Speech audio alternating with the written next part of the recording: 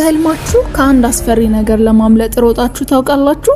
ወይስ ለመሮጥ ስትሞክሩ እግራችሁ ከብዳችሁ ባላችሁበት ቀርታችኋል? ይህ እንዲሁ ዝም ብሎ የሚታይ ህልም አይደለም። ከበስተጀርባው ትልቅ የስነ ልቦና ሚስጥር አለው። አንደኛውና በጣም የተለመደው ከአሳዳጅ መሮጥ ነው። በህልም ትንታኔ መሰረት ይህ የሚያሳየው በእውነተኛ ህይወታችሁ ልትጋፈጡት የፈራችሁ ችግር ወይም ኃላፊነት እንዳለ ነው።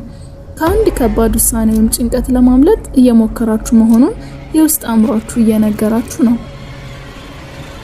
ለመሮጥ ፈልጋችሁ እግራችሁ ሲይዛችሁ ደግሞ በህይወታችሁ ውስጥ እርምጃዬን የሚገታኝ ወደፊት እንዳልራመድ የሚያደርገኝ ነገር አለ ብላችሁ ስታስቡ የሚፈጠር የጭንቀት ስሜት ነጸብራቅ ነው። በአንጻሩ በህልማችሁ በደስታና በጉጉት ወደ አንድ ቦታ እየሮጣችሁ ከሆነ ምልክቱ በጣም አዎንታዊ ነው። ይህ በህይወታችሁ ትልቅ ግብ እንዳላችሁና እሱን ለማሳካት በውስጣችሁ ያለውን ዝግጁነትና ቁርጠኝነት ያሳያል። ባጭሩ በህልማችሁ ስትሮጡ የነበረው ስሜት የህልሙን ቁልፍ ትርጉም ይይዛል። ፍርሃት ከነበረው የህይወት ጫና ነው። የነጻነት ስሜት ከነበረው ደግሞ ጥንካሬያችሁ ነው። ለመሆኑ እናንተ በብዛት የምታዩት የትኛው ነው? በኮሜንት አጋሩኝ። ቪዲዮ ከተመቻችሁ ላይክ እና ሰብስክራይብ ማድረጋችሁ እንዳትረሱ።